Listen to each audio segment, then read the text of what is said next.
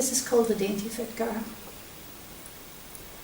Wee hours of a morning, fog draping lock foil, dropped last at the lane end.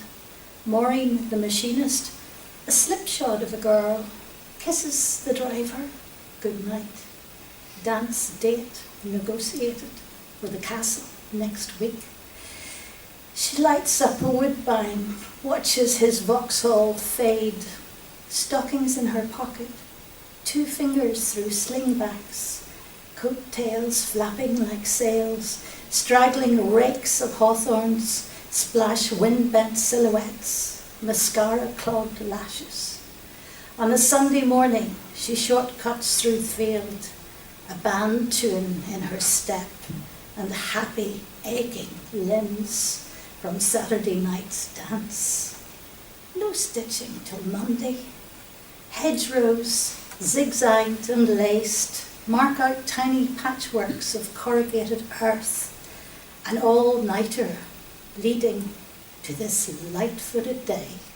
Piercing night, her ever-ready raises flurries of sudden sheep, small grassy tuffets into rush, eerie chamois cypress silhouettes, cow parsley sputniks, torch rays flickering outlines on and off, each raggedy hawthorn bush and lane-side ditches sunk in sights of rugged battle trench.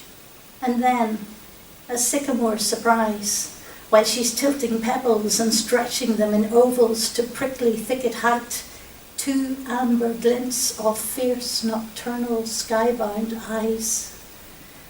Being with a beam, the lanes lie down or levitate to her slight electric touch. Shriek-shaped features from its harsh vermilion glow held to the hollow of her chin, sends her younger brother stumbling backwards into flight, wisp in the hedgerow, still floating after him. Later, she's turning pages in a sphere of dimming light, curled snug in an eiderdome, in her small backed underworld, wrapped in a linen cloud of white. And on the 3rd day of the big storm, coats over pyjamas, we sneak up the yard to see what's wrong with the cow, and up on top of the mealhouse wall, our rainy faces juke behind the rafter to watch the men below, where the cattle stall is lit by tilly lamp, since lightning split the sycamore and felled our main electric line. And the howls of the heifer now alternate with wild shrieks of wind outside, while both our eyes are fixed on the tips of the 2 glazed bits jutting out by the moily tail, tied in bale twine to her thigh, and we follow the cut of the vet, a magician wielding power and viscera in our byre, with his probing reach to turn the entwined dew claws, hocks and hooves about inside the cow, and his great relief to find her not in breach, but still a fight ahead, with ropes and roars and loud cajoles, the roof a mass of shadow play, their every laboured pull renegotiated, foot by foot, in strings of earth-bound slime, until that final haul when hoarse roars matched the gush and fall of matted limbs, a mouth and nostrils cleared and poked at with a longish straw, dead weight, tickled to a sneeze of life. And after, the smears of the vet's wrestles wiped down from his sleeveless arm using expert twists of hay, and our eyes a flicker now like bats from the high beam, where we could nearly swear he spied our hidden gops and gave us one big victory wink behind our father's back, just on that last metallic snap of his leather bag of tricks, before both headed into dawn, the wind whipping his words back to us. Yes, sir, I could murder something strong, leaving us hushed in the manger, Molly's head bent on her son, her tongue licking him into shape.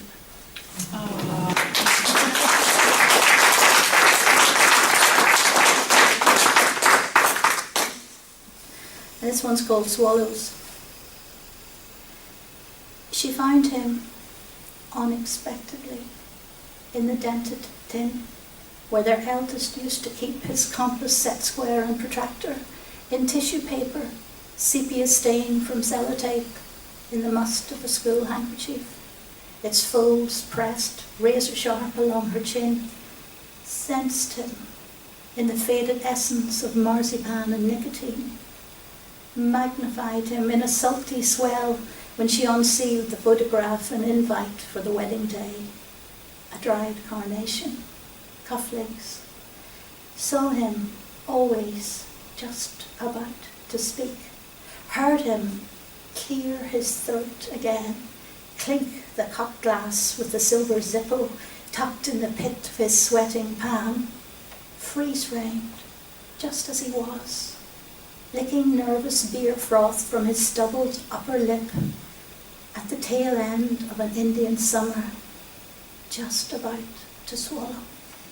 Displaying the usual upper sixth panache, blazer pocket overstashed with pens for intermittent stabs of taking note, she muses on the frozen grounds, the pitted spatters marking out a flock of angel arcs, snowball trajectories from Junior's Easter exodus in flurries of Vauxhall, Ford and Ulsterbus.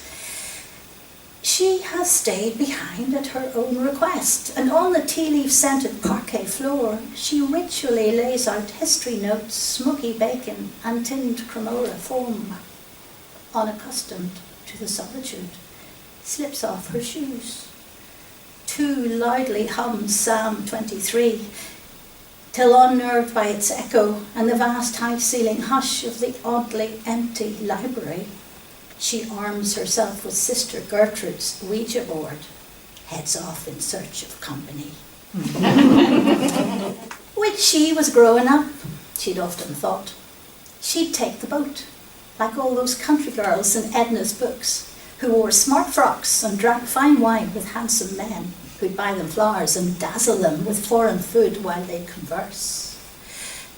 The first she heard when she emerged from the distance of a general anaesthetic were the accents of the Pakistani doctor and the English orderly holding a radio out the window to get the best reception for some international cricket match. The Irish girls in the other metal beds, all cowed and shy, were murmuring in soft, low, sleepy tones. Some moaned. One, bolder than the rest, declared that she had just popped out from work, had told her boss that she was with a client.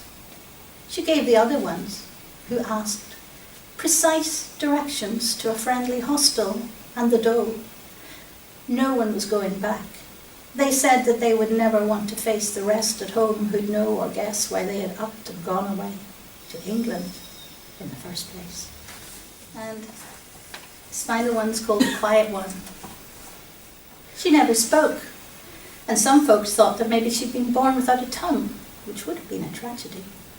They'd worry when she'd stay behind the curtains to read a book, while others played pass the parcel, hide and seek, or musical chairs, staying there without a peep, until they finally asked her name and she'd stare at them, then at the floor, and out the window, and at the door, and up the stairs, and in between. She'd glance at them and smile in a very, very quiet way, but never say quite what was on her mind. Not a word, not a dicky word, not a whisper. And she stayed this way all through nursery school and on through P1, 2 and 3 and right up to New Year's Day in the middle of year 4, and then finally she took a deep breath, opened her mouth to speak as she had never done before. She spoke of lions and tigers and unicorns and thousands of mythical beasts and castles and caves and underground lakes and silvery fish with waterfall hair and tables with candles and magical feasts and hundreds of tiny scurrying mice chasing cats and elephants into the air and ships, aeroplanes and stripy balloons, the highest mountains and deepest lagoons. She apologised that some of this rhymed, but explained that sometimes it just happened that way. And once she began, she couldn't be stopped. She spoke all day long of the things that she'd seen and only slowed up to drink down some juice, to nibble some fruit and lick some ice cream, then started again to to describe and discuss odd things she'd heard on the top of the bus, when folks all around her thought she was dumb because she would stare and suck on her thumb. "This place is too noisy," she solemnly said, and so I decided to keep stum instead. But the world is full of incredible things that I've had to carry around in my head, and I've tried to describe them, but that's not enough. I might try to sing them, or make them in clay, or film them, or dance them, or act them all out, or paint a big picture of what they're about. Or I might just stop talking and take it all in, and listen, and think, and write it all down. So there.